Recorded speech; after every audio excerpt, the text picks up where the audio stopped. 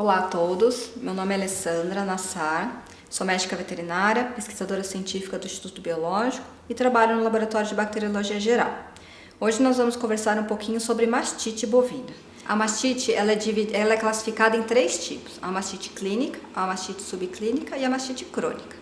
A mastite clínica é aquela mastite perceptível, você vai ter uma alteração do teto da glândula da vaca, bem como uma alteração na cor e na consistência do leite. Então ele vai ficar mais amarelado, com presença de grumos. Com relação à mastite subclínica, ela é uma mastite silenciosa, porque muitas vezes o animal não vai ter apresentado sintoma algum. O que ele vai apresentar é uma diminuição na produção de leite, que essa diminuição na produção de leite ela não é tão visível de imediato. Então, o que deve ser feito são exames complementares, como o uso do condutivímetro, para você avaliar a quantidade de células somáticas, que você vai ter uma alteração, e mesmo o uso do CMT, que é o Mastite California Test. Então, você vai conseguir perceber que você está com uma mastite subclínica.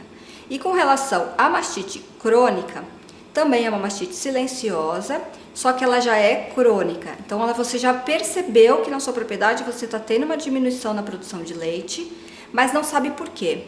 Porque provavelmente você tem essa mastite crônica e deverá fazer os mesmos exames para a mastite subclínica. E como é que a gente vai saber quando uma mastite é contagiosa ou quando ela é ambiental? Somente dentro do laboratório. Vocês vão ter que coletar uma amostrinha de leite. Para coletar a amostra de leite, deve-se fazer a limpeza do teto, a higienização pré-dipping, a secagem do teto com papel toalha, não usar paninho úmido e desprezar os primeiros jatos e colocar a amostrinha num tubo desse. Esse aqui é um tubo frasco coletor, ele é estéril e ele é bem limpinho. Você vai colocar a amostra de leite, pelo menos uns 2-3 ml de leite, vai identificar o animal ou o teto do animal envolvido e vai encaminhar refrigerado para o laboratório. Uma vez no laboratório, a gente vai fazer o quê? A gente vai fazer o isolamento e identificação desse micro-organismo causador da mastite. E lá a gente vai conseguir identificar se é um contaminante ambiental ou se é um contaminante contagioso. Uma vez isolado, a gente vai fazer o antibiograma, porque o antibiograma ele é complementar ao tratamento do animal. Por quê? Precisa ser tratado com antibiótico, mas não é todo antibiótico que a gente vai poder usar. A gente precisa saber qual a bactéria que está acometendo esse animal, qual a sensibilidade dessa bactéria ao antibiótico e assim, uma vez que a gente liberar o laudo para o médico veterinário da propriedade, o médico veterinário da propriedade deverá tratar esse animal com a dose e o tempo recomendado para ter sucesso no tratamento. Se não usar tempo e dose na quantidade correta, a gente pode ter uma cura não completa e o animal voltar a ter uma mastite, e essa mastite pode ser mais difícil de curar. Por quê? Porque vai começar a ter resistência a determinados antibióticos que a gente usa no tratamento. Então, para o sucesso completo, deve ser sempre aliado ao envio da amostra para o laboratório, com o laudo, o antibiograma e o médico veterinário dando o suporte para tratamento e cura desse animal.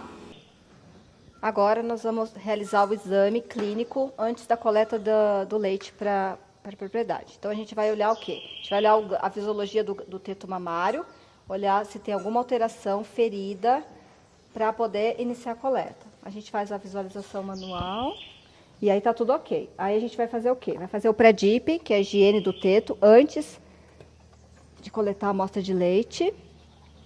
A secagem do teto deve ser realizada com papel toalha, um papel toalha por cada teto do animal, para evitar o quê? A contaminação de um micro-organismo de um teto para o outro.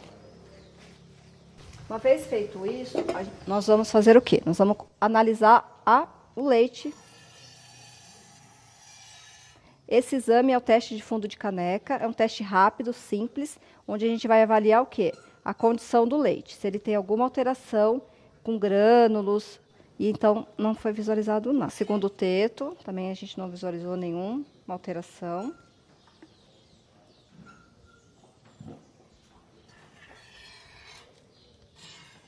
terceiro teto também não.